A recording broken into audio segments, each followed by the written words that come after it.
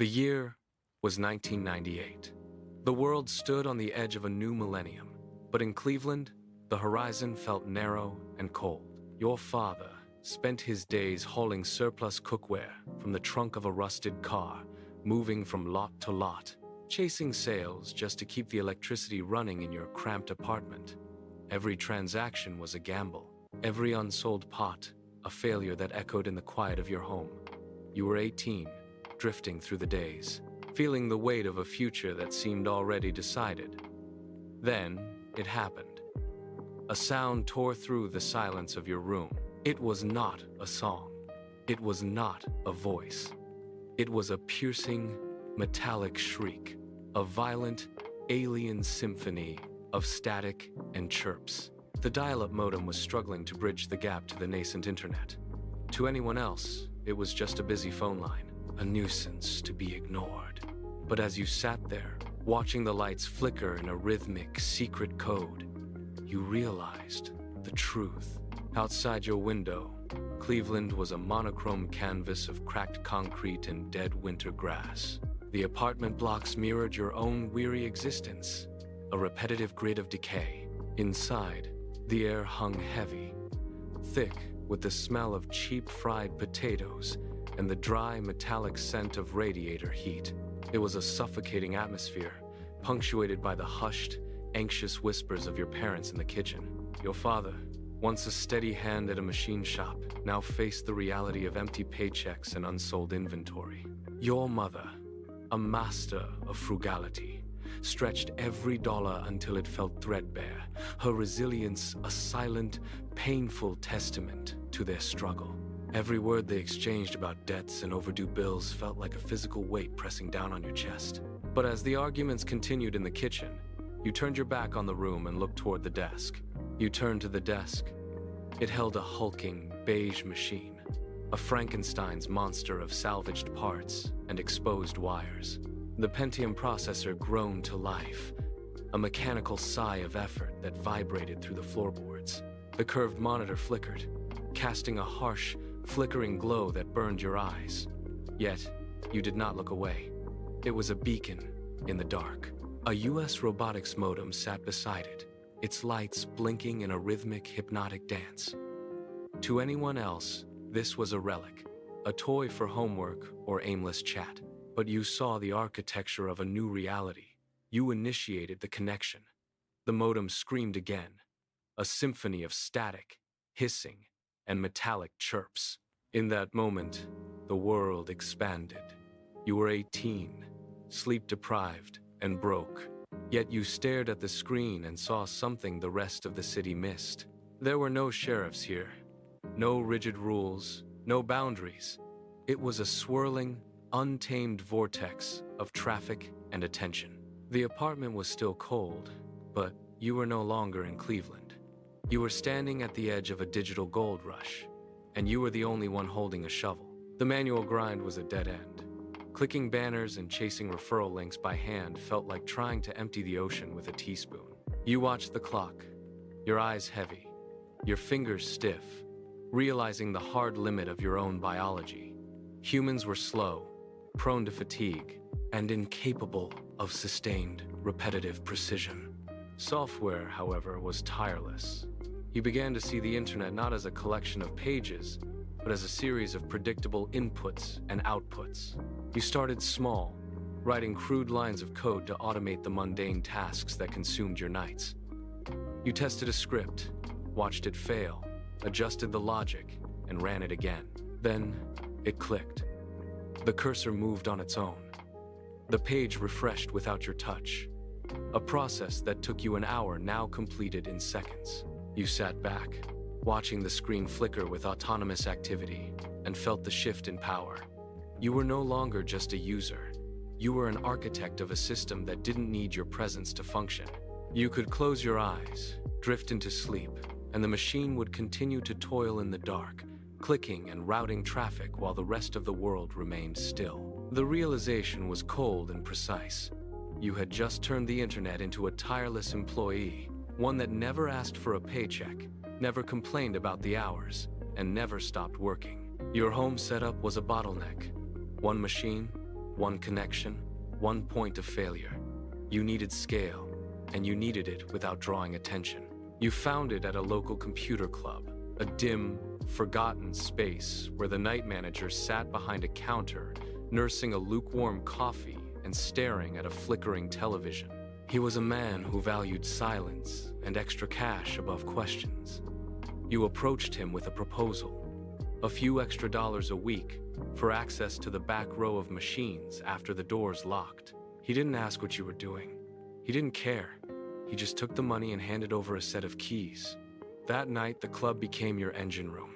You spent hours configuring the terminals, installing your scripts, and setting up the automated sequences that would run until dawn. When the manager locked the front door, the room transformed.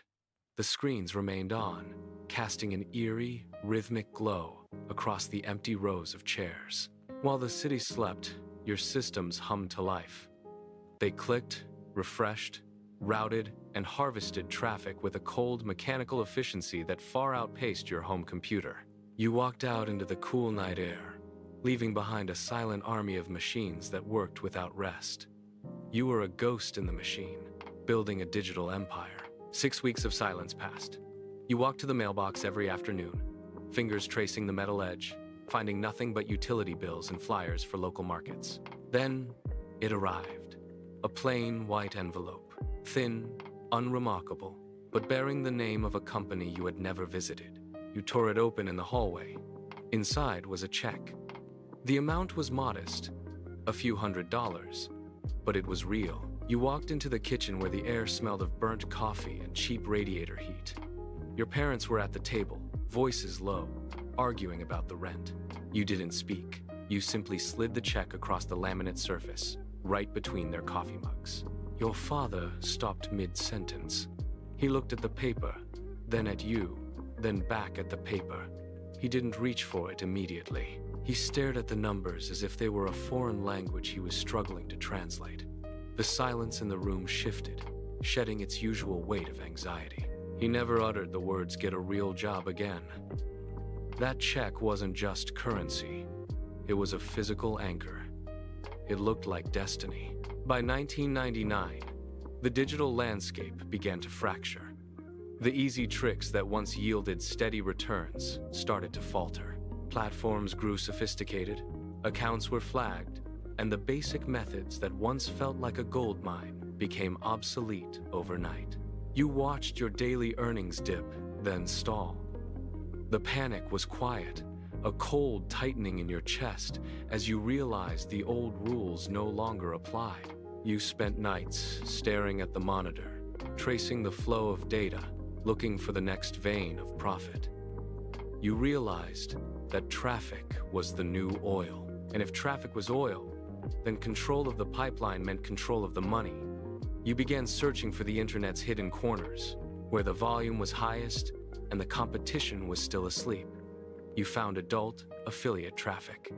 It was not a choice born of preference, but of cold, mathematical necessity. The early web was a hungry beast, teeming with industries desperate for immediate visitors.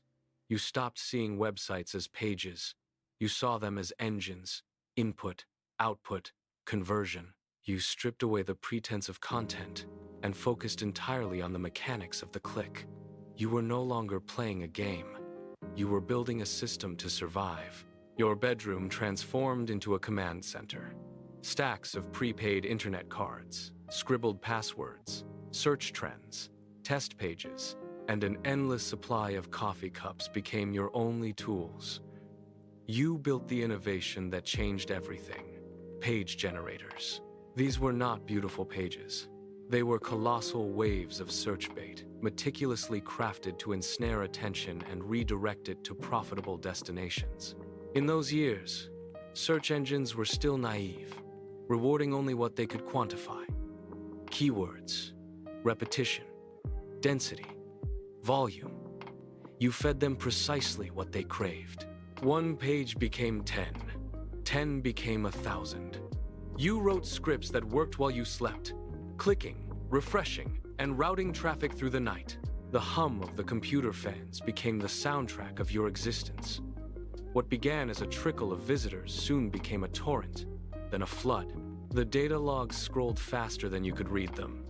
You watched the numbers climb, each digit representing a fraction of a cent, then a dollar, then a fortune. This was no longer supplemental income. This was no longer about mere survival. You had built a machine that turned the internet itself into a faucet, and for the first time, the flow was constant. By 2000, your monthly earnings surpassed what your professors and local managers made in a year. The numbers on your screen were no longer theoretical. They were a physical weight in your bank account. College, once a path to a respectable future, now felt like an anachronism. The lectures were stale, the assignments ancient, and the future your teachers promised appeared utterly obsolete. One day, you simply stopped attending. You left the textbooks on the floor and never looked back. Your mother wept, her hopes for your conventional success shattered by your absence. Your father, in a fit of rage, paced the kitchen, declaring that without a degree you were squandering your life. He pointed at the door, demanding you return to the classroom. You offered little defense. How could you explain to those entrenched in the old economy that you had already discovered the next one? They saw a dropout. You saw a pioneer. They saw a lack of credentials. You saw the freedom of an invisible market. The money escalated, becoming significantly larger. Digital payment systems emerged, and offshore services streamlined transactions, enabling faster, cleaner movement of funds. There was less paper, more scale. You were no longer just earning, you were withdrawing. Real cash, real stacks, tangible proof of your burgeoning empire. One night, after a discreet exchange in a parking lot with a man radiating an unsettling confidence, you returned to your parents' apartment. You walked to the kitchen table and placed a new set of car keys down. Paid in full. No loan, no financing, no signatures from your father, just cash. He stared at the keys, then at the heavy metal fob, then up at you. The kitchen was silent. The radiator hissed in the corner, the only sound in the room. He gazed at the keys with the same intensity he had once fixed upon that first check. But this time, his eyes held something more profound. Not pride, not approval, but something akin to surrender. He sat back in his chair, his hands resting flat on the table, and for the first time, he said nothing at all. The silence in the kitchen remained, heavy and absolute. You turned, walked past the living room, and pushed open the balcony door. The air outside was cold, biting, and smelled of wet asphalt and exhaust. Down on the street, two men brawled outside a convenience store, over a spilled drink, their shouts muffled by the distance. You stood above them, leaning against the railing, lighting a cigarette. You watched the city as if it belonged to another century, a collection of static, dying parts. Physically, you were in Ohio, trapped in the same zip code that had defined your parents' struggle. Mentally, you were everywhere. Your servers resided in a data center in one state, your traffic flowed from 10 others, and your money touched accounts in places you had never seen. At 20 years old, you had unearthed the invisible country beneath the visible one. It was a landscape of pure logic and rapid movement, untouched by the decay of the streets below. You flicked the ash into the dark, watching it vanish into the wind. For that moment, the world felt like a map you had already solved. By the early 2000s, the game shifted. Search engines grew smarter, and filters became more stringent. The cheap tricks of the past were replaced by complex funnels and remote infrastructure. You built networks from borrowed computers in foreign lands, serving anonymous customers across time zones. The money became monstrous. Some days, you earned more before lunch than your father had made in years on the factory floor. You assembled a team of individuals you had never met in person, a coder in one city, a server specialist in another, a designer somewhere else entirely. No last names, no contracts, just screen names and wire transfers. You managed this digital web from your desk, watching the numbers climb. The physical world of your parents, with its hourly wages and factory shifts, felt like a relic of a distant, slower era. Every wire transfer was a pulse, and you were the one holding the rhythm. Then, in 2007, the silence began. It was not a gradual decline, but a sudden, jagged fracture in the rhythm. A payment program stopped sending funds. A high-traffic site went dark without warning. A contact who had been a reliable node in your network simply vanished from the screen. You spent hours refreshing connections, checking server logs, and pinging dead IP addresses. But the digital infrastructure you had built was dissolving. You logged into a private forum, searching for answers, and found a single chilling thread pinned to the top. It was a brief, clinical post. Servers seized, data taken, federal case open. You read the words once, then again, the screen light reflecting in your pupils. A cold sweat began to trickle down your back, soaking into your shirt. The air in the room felt thin, suddenly suffocating. You looked at the rows of blinking hardware, the humming machines that had been your source of power, and realized they were no longer assets. They were evidence. The Wild West was being paved over, and the heavy machinery of the state was already moving in. You sat in the dark, motionless, as the reality settled in your chest like lead. Panic set in, not as a thought, but as a physical reflex. You moved through the apartment with a frantic, silent intensity. Drives were wiped clean, then physically shattered with a hammer. Backup machines were dismantled, their components scattered into different trash bins across the city. You spent the night scrubbing logs, erasing every digital footprint that linked you to the network. You stopped ordering food. Every distant siren or heavy footstep in the hallway made you flinch. Then, the news arrived through an encrypted channel. One of your old partners had been picked up at dawn. His front door was cut open by a tactical team. His entire operation seized in minutes. The myth of your invincibility evaporated. He was not a mastermind. Just a kid who thought the internet made him untouchable.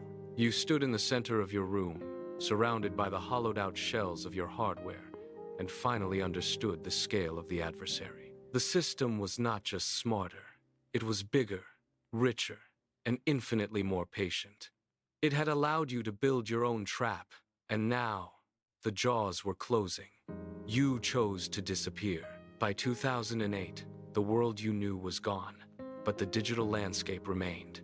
You re-entered the arena from a different angle, trading the shadows for the light. No more stolen traffic, no more hijacked attention. You turned to paid media, buying space on platforms that once would have blocked you. It was a sterile, regulated environment. You spent your days testing landing pages, tweaking ad copy, and analyzing conversion funnels. The initial months were a brutal lesson in humility. You lost money, burning through savings as campaigns failed and creatives flopped. The adrenaline of the outlaw was replaced by the cold, analytical pressure of the ledger. You sat in a quiet room, staring at spreadsheets, calculating the cost per lead.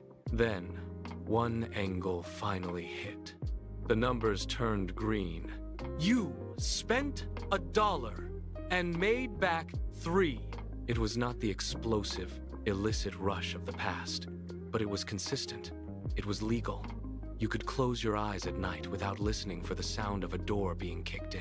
You had survived the collapse by learning to play within the lines, trading the thrill of the hunt for the quiet, predictable rhythm of a business that no longer required you to hide. By 2010, the transformation was complete.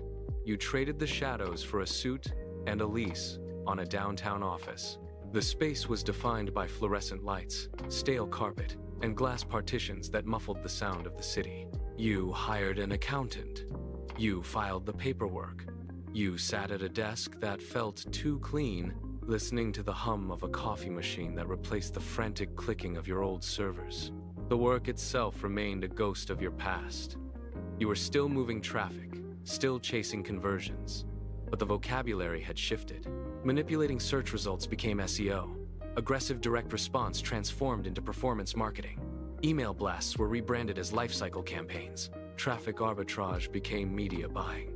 The outlaw economy had been absorbed, sanitized, and packaged into the legal one. You survived because you learned the hardest lesson of the digital frontier. You hit the brakes before the cliff. It is March 2026. You are 46. The frantic pace of the early days has settled into the steady, quiet rhythm of a life built on the ruins of the old frontier. You watch your children from across the room.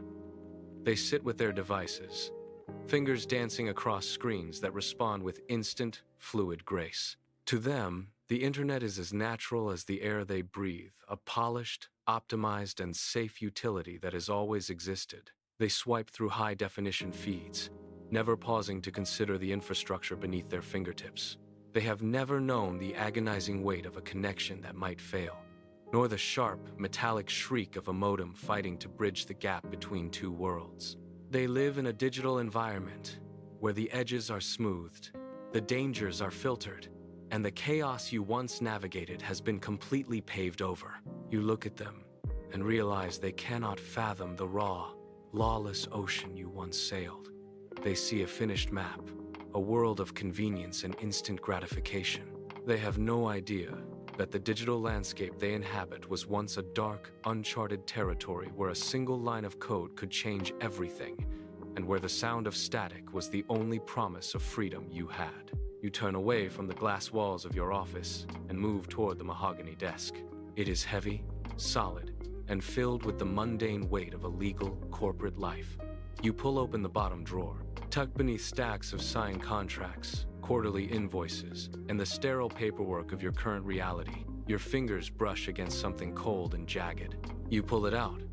It is an old external modem, yellowed by decades of exposure to light and air. The plastic casing is scratched, the cable tangled like a dead vine. You hold it in your palm, feeling the heft of a fossilized era. This was not just a piece of hardware. It was the gatekeeper. Back then, a single script written in the dead of night could alter the trajectory of a life. A connection tone was not just noise. It was the sound of freedom, a piercing, metallic shriek that signaled entry into a world without maps or rules. You trace the edge of the device, remembering the way it hummed, the way it blinked, and the way it opened a door that the world had not yet learned to lock. Do you regret the fear, the lies, or the nights spent listening for consequences? No, not because every choice was perfect, but because you stood at the precipice of something raw, lawless, and historically rare. You were there when a single script, written in the dead of night, could change a life. You were there when a connection tone sounded like absolute freedom. The wild west of the internet is gone. The algorithms won. The corporations won. The rules arrived and stayed. But before all that, before the platforms, before the compliance teams, before the surveillance and sterile feeds, you saw the opening first. You did not just witness the first digital gold rush. You were the one who sold the first clicks. You were the one who mapped the invisible country.